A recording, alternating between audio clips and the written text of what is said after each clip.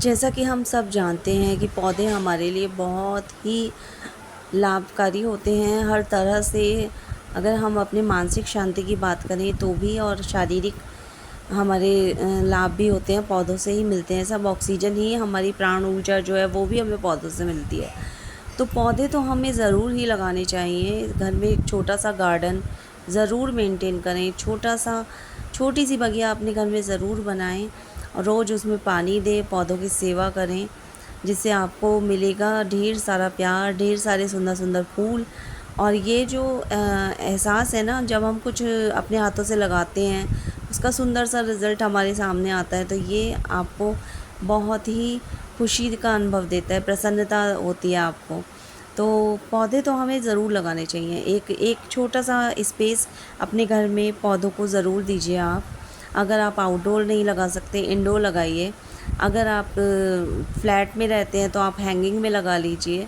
But ये एक ऐसा काम है जो सभी को करना चाहिए, और करके आप देखिए आपको स्ट्रेस फ्री लाइफ का अनुभव होगा। जब भी आपको स्ट्रेस हो, आपको थकान हो, आप ऑफिस की टेंशन से परेशान हो, आप किसी और टेंशन से गुज़र रहे हो, थोड़ा टाइम अपनी बगिया को दीजिए, आप देखिए कितना अच्छा लगता है।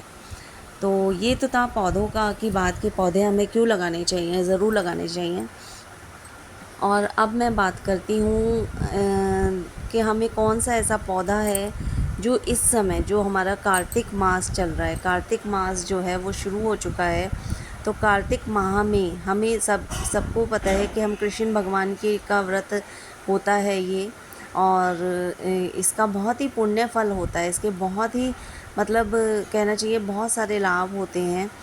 ऐसा माना जाता है कि जो भी कार्तिक के व्रत करता है ना, तो उसको कभी कोई परेशानी बीमारी नहीं होती है, और घर में सुख शांति समृद्धि आती है। तो इस समय हमें जिस पौधे की सेवा विशेषकर करनी चाहिए वो है हमारी तुलसी महारानी।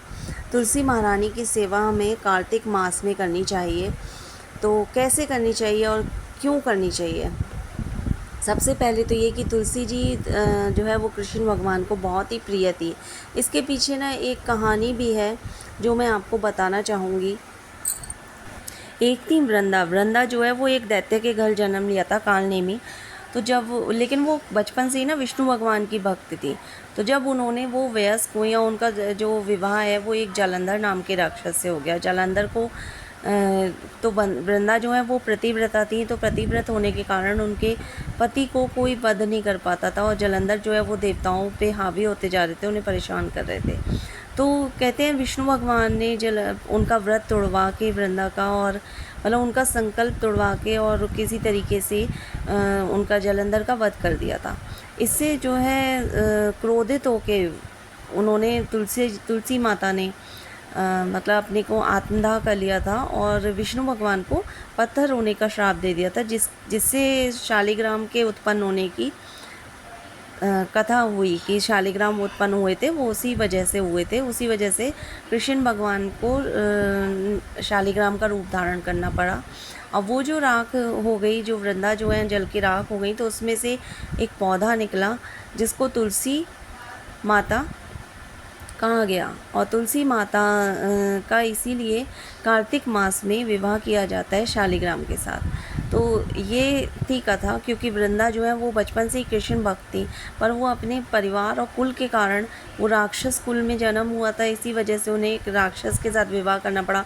पर वो हमेशा से कृष्ण भगवान की पत्नी बनना चाहती थी, और उन्हें राधा का ही अवतार कहा जाता था।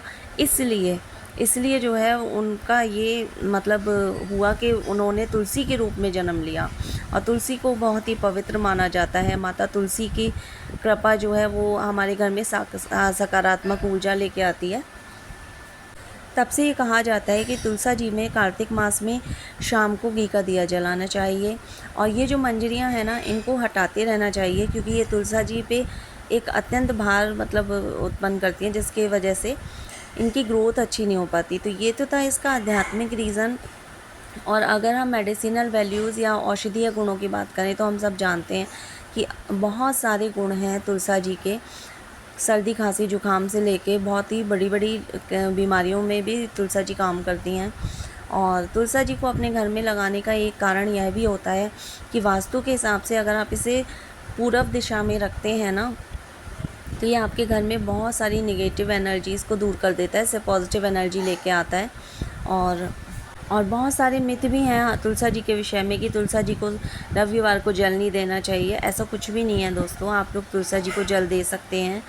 तुलसा जी की मंजरियाँ विशेषकर जो है वो रविवार को ना तोड़ें, तुलसा जी की मंजरियाँ अन्य दिनों में तोड़ें। और इसके पूरे लाभ लेने के लिए मैं आपको ये भी बताऊंगी अपने अगले वीडियो में कि तुलसा जी को किन पौधों के साथ नहीं रखना चाहिए, क्योंकि वास्तु के हिसाब से वास्तु में तुलसा जी का एक बहुत ही विशेष स्थान है। कि इसीलिए गृह प्रवेश के समय हम तुलसा जी को लेके चलते हैं साथ, जिससे हमारे घर में एक सकारात्मक ऊर्जा का वास हो। सकारात्मक ऊर्जा जहाँ होती है वहाँ नकारात्मकता अपने आप दूर हो जाती है।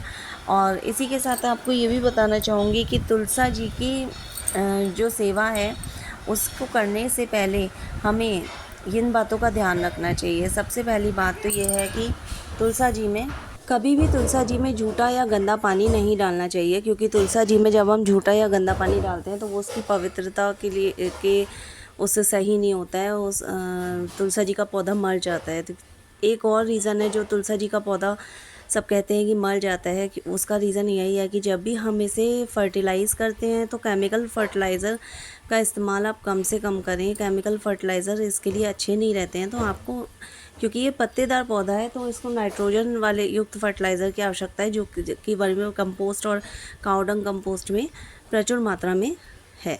तो आप समय समय पे इसे फर्टिलाइज़ करें वर्मी कंपोस्ट से, और पानी का विशेषकर ध्यान रखें। मिट्टी अच्छी रखें, मिट्टी जो है, सॉइल जो है वो न्यूट्रिएंट रिच होती है, तो पौधा अपने आप हेल्दी होता है। और ये जो मेरा पौधा है ना, ये बहुत छोटा सा, मैंने बस एक मतलब कहना चाहिए कि जैसे बीज गिर जाते हैं और पौधा अपने आप से निकल के आता है, तो ये उससे ही ये पौधा बना था। और इसको समय समय पे आप ऊपर से पिंचिंग करेंगे तो ये अपने आप घना होता चला जाएगा।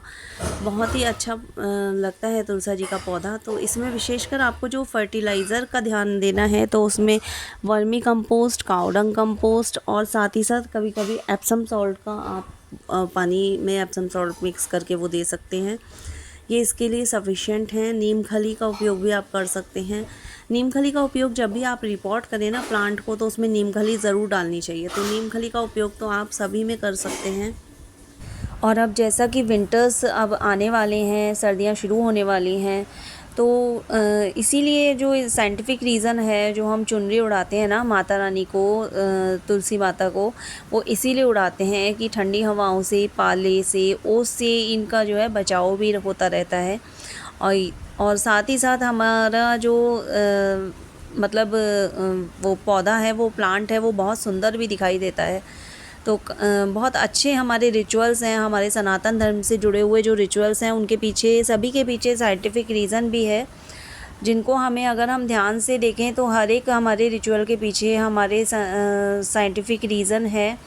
और सब कुछ हमारे स्वास्थ्य से ही जुड़ा हुआ है। तो स्वस्थ शरीर और स्वस्थ मन मस्तिष्क वाला जो बात है वो बिल्कुल सही है।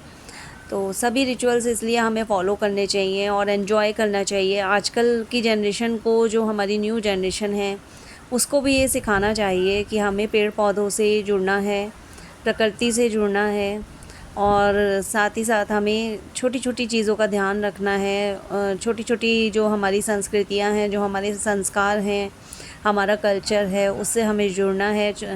इसकी शुरुआत हमें कर देनी चाहिए। मतलब बच्चों को मैं समझती हूँ कि जब बच्चा 5 साल का हो तब से हमें शुरू कर देना चाहिए इस गायत्री मंत्र का जाप, और तुलसा जी में जल देना या पौधों में जल देना, है ना। तो ये था कार्तिक मास में तुलसा जी का महत्व, क्यों हमें तुलसा जी लगानी है और क्यों हमें तुलसा जी के पास दिया जलाना है, कैसे इनकी सेवा करनी है, कौन से फर्टिलाइज़र है, केयर टिप्स, सभी कुछ मैंने आपको इस वीडियो में जानकारी दे दी है। और इसके अलावा अगर आपका कोई भी प्रश्न, कोई भी सवाल हो, तो आप मेरे से कमेंट बॉक्स में कमेंट करके वो सवाल पूछ सकते हैं। मैं ज़रूर आपके क्वेश्चंस का आंसर दूँगी। और ज़रूर लगाइए अपने घर में तुलसा जी का पौधा। बहुत ही सुंदर और आध्यात्मिक तौर पे देखा जाए तो बहुत ही ज़रूरी है हर घर में तुलसा जी का पौधा होना। तो कार्तिक मास में अगर आप लगाते हैं तो बहुत ही अच्छा रहता है। आपके घर में धन लक्ष्मी की वर्षा होगी, और ख़ास तौर पे अगर आप इसे पूर्व दिशा में लगाते हैं तो थैंक यू सो मच। आप लोगों का बहुत बहुत धन्यवाद, बहुत बहुत शुक्रिया मेरे इस वीडियो को देखने के लिए। और प्लीज़ अपने राय, अपने क्वेश्चंस आप कमेंट बॉक्स में ज़रूर बताइएगा। जय श्री कृष्णा, राधे राधे।